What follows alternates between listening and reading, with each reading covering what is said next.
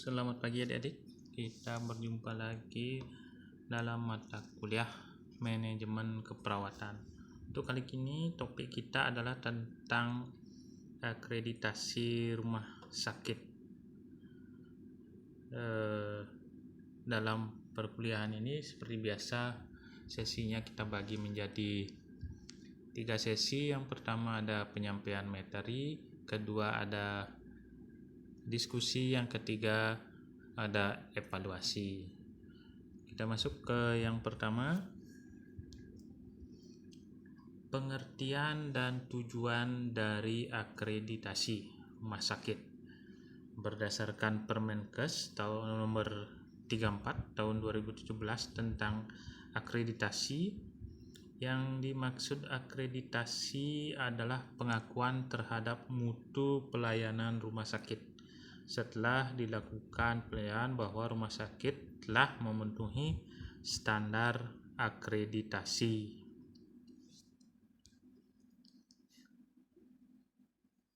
Dalam pasal 2 Permenkes tersebut tertulis bahwa pengaturan akreditasi bertujuan untuk: pertama, meningkatkan mutu pelayanan rumah sakit dan melindungi keselamatan pasien rumah sakit. Selanjutnya, meningkatkan perlindungan bagi masyarakat, sumber daya manusia di rumah sakit, dan rumah sakit sebagai institusi. Mendukung program pemerintah di bidang kesehatan. Meningkatkan profesionalisme rumah sakit Indonesia di mata internasional. Lanjut, kita masuk ke manfaat akreditasi.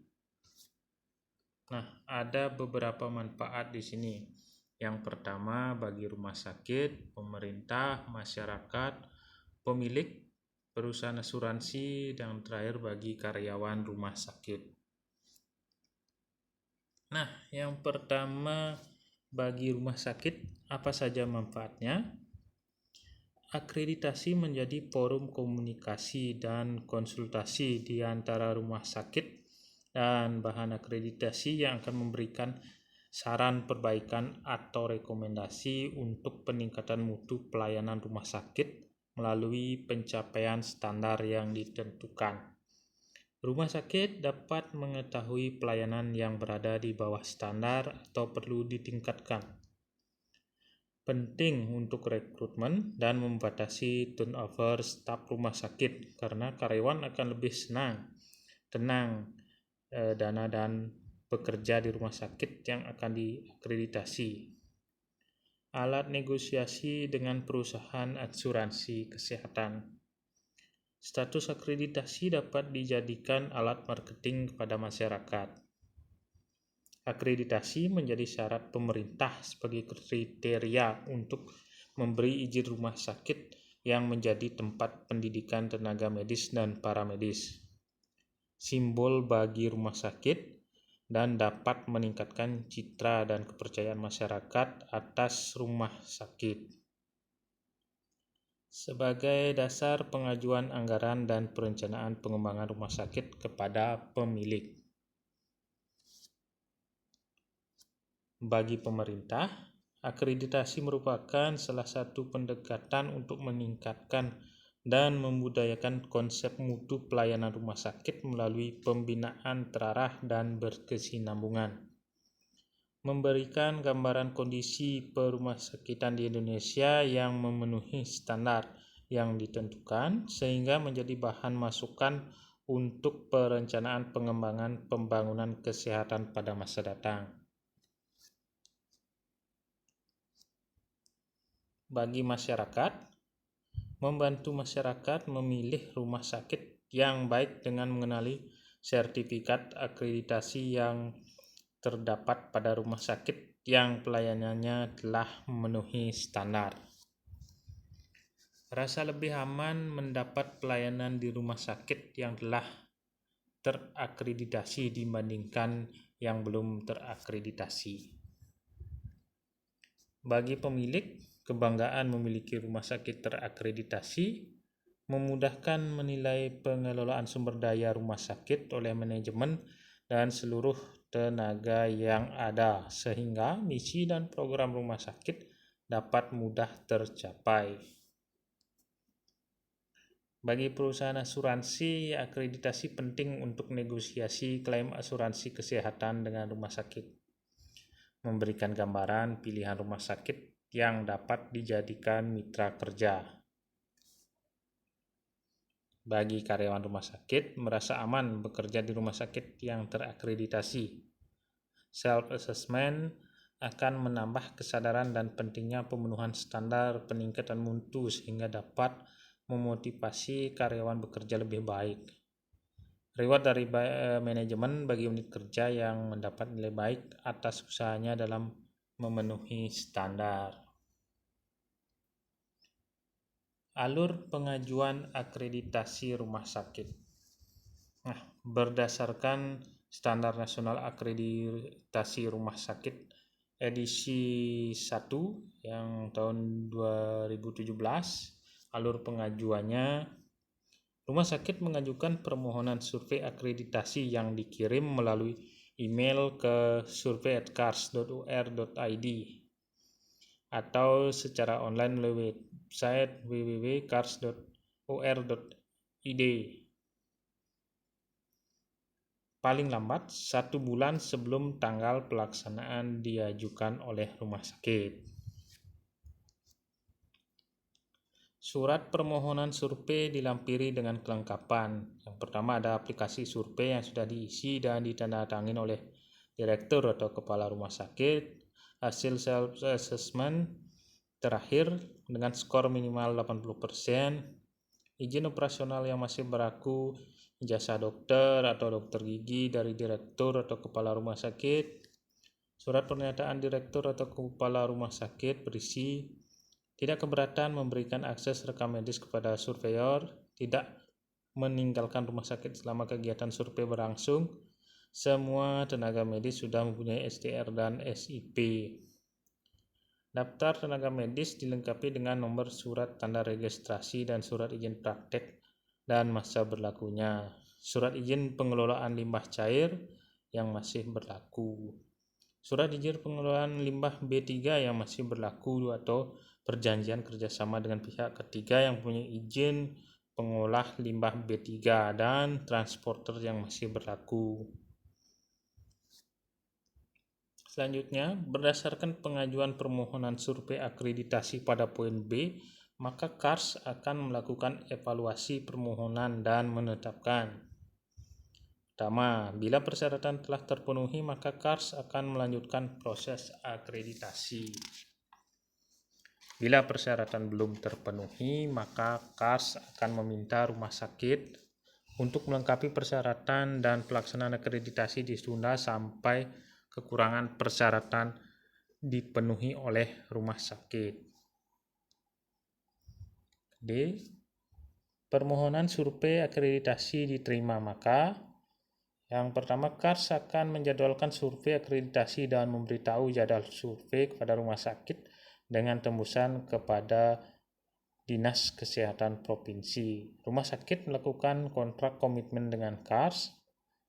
KARS mengirimkan nama-nama surveyor dan rumah sakit dapat menolak nama tersebut bila ada konflik of interest antara surveyor dan rumah sakit. Selanjutnya, KARS memberitahu jadwal kedatangan surveyor dan jadwal acara survei akreditasi dan dokumen yang harus disampaikan kepada surveyor. Selama proses pengajuan sampai dilaksanakan survei akreditasi, rumah sakit dapat melakukan komunikasi dengan sekretariat KARS. Selanjutnya, langkah-langkah persiapan akreditasi rumah sakit. Persiapan survei akreditasi dimulai setelah KARS menerima surat permohonan untuk dilakukan survei akreditasi rumah sakit dan isian lengkap berkas permohonan survei akreditasi rumah sakit. Persiapan survei akreditasi dilakukan oleh kedua belah pihak, baik KARS maupun rumah sakit. Untuk membantu rumah sakit mempersiapkan diri, KARS menyediakan beberapa jenis kegiatan antara lain seminar, lokakarya atau workshop, bimbingan, dan survei simulasi akreditasi. Ini berdasarkan KARS tahun 2013.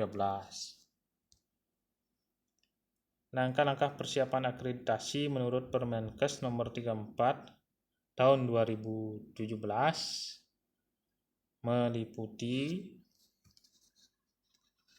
yang pertama ada lokakarya di rumah sakit. Selanjutnya bimbingan berupa pelatihan atau workshop.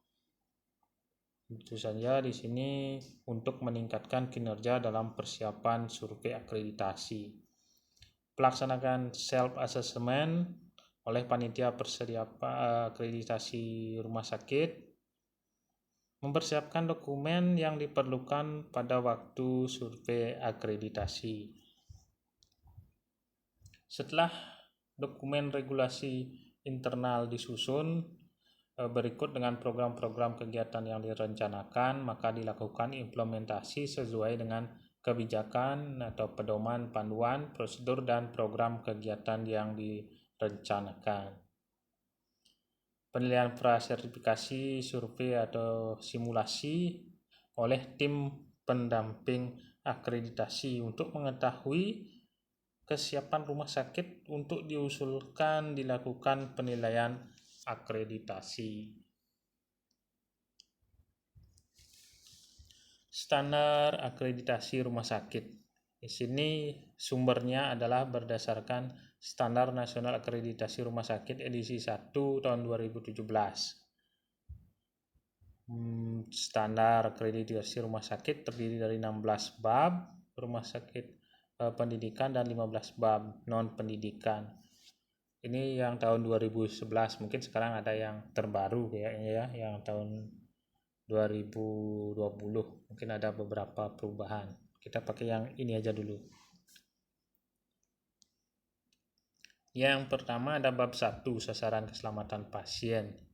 Di sini ada sasaran 1, sasaran 2, sasaran 3, sasaran 4, sasaran 5, dan sasaran 6. Ada 6 sasaran. Bisa dilihat sendiri dari mengidentifikasi pasien dengan benar sampai mengurangi risiko cedera pasien akibat terjatuh. Yang bab 2 ada akses ke rumah sakit dan kontinuitas pelayanan. Bab 3 hak pasien dan keluarga. Bab 4 asesmen pasien. Bab 5 pelayanan asuhan pasien. Bab 6 pelayanan anestesi dan bedah. Bab 7 pelayanan kefarmasian penggunaan obat. Bab 8 manajemen komunikasi dan edukasi. Bab 9 peningkatan mutu dan keselamatan pasien. Bab 10 pencegahan dan pengendalian infeksi. Bab 11 tata kelola rumah sakit. Bab 12 manajemen fasilitas dan keselamatan. Bab 13 kualifikasi dan kewenangan staf. Bab 14 manajemen informasi dan rekam medis. Bab 15 program nasional MDGs. Bab 16 integrasi pendidikan kesehatan dalam pelayanan rumah sakit. Tim dan pembagian tugas surveyor akreditasi rumah sakit.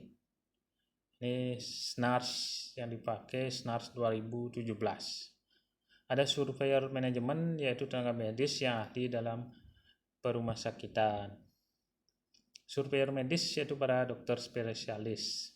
Surveyor keperawatan yaitu perawat. Surveyor lain yaitu ahli rekam medis, apoteker, dan yang lain. Pembagian tugas surveyor dimaksud di sini untuk penanggung jawab terhadap penetapan skor dan nilai.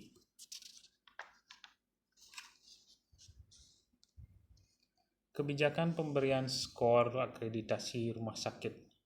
Sumbernya di sini adalah KARS 2017. Setiap elemen penilaian diberi skor 0 atau 5 atau 10 sesuai ketentuan yang ada berikut. Nilai setiap standar merupakan hasil penjumlahan dari nilai elemen penilaian. Nilai setiap standar dijumlahkan menjadi nilai bab. Elemen penilaian yang tidak dapat diterapkan tidak diberikan skor dan mengurangi jumlah elemen penilaian. Selama survei lapangan, Setiap elemen pelayanan pada standar dinilai. Yang pertama dengan skor 10 terpenuhi lengkap, skor 5 terpenuhi sebagian, skor 0 tidak terpenuhi, skor tidak dapat diterapkan. Jadi ada 4 jenisnya. Kebijakan penentuan kelulusan. Keputusan akreditasi KARS berdasarkan capaian rumah sakit terhadap SNARS. Ketua Eksekutif SKARS mempertimbangkan semua hasil dan informasi saat survei awal atau survei ulang untuk pengambilan keputusan hasil akreditasi. Keputusan akreditasi final didasarkan pada kepatuhan rumah sakit terhadap standar akreditasi. Ketika suatu rumah sakit berhasil memenuhi persyaratan akreditasi KARS, maka rumah sakit akan menerima penghargaan status akreditasi sebagai berikut. Ini berdasarkan KARS 2017. Yang pertama ada tidak lulus akreditasi. Yang kedua ada akreditasi tingkat dasar. Yang ketiga ada akreditasi tingkat madya. Keempat akreditasi tingkat utama. Yang kelima ada akreditasi tingkat paripurna. Yang perlu diketahui pada SNAR. Standar akreditasi rumah sakit merupakan standar pelayanan berfokus pada pasien untuk meningkatkan mutu dan keselamatan pasien dengan pendekatan manajemen risiko di rumah sakit.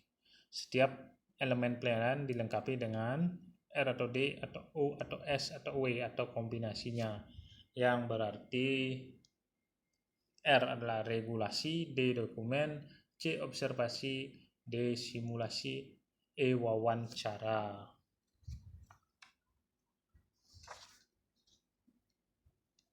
Mungkin sekian yang dapat saya sampaikan untuk pertemuan kali ini. Nanti bisa dilanjutkan dengan diskusi, setelah itu baru kita evaluasi. Nah, untuk sumber yang dipakai adalah KARS yang tahun 2017. Mungkin kalau adik-adik bisa cari sumber terbaru, silakan. Mungkin ada beberapa perubahan, beberapa perbaikan pada bab-babnya. Terima kasih.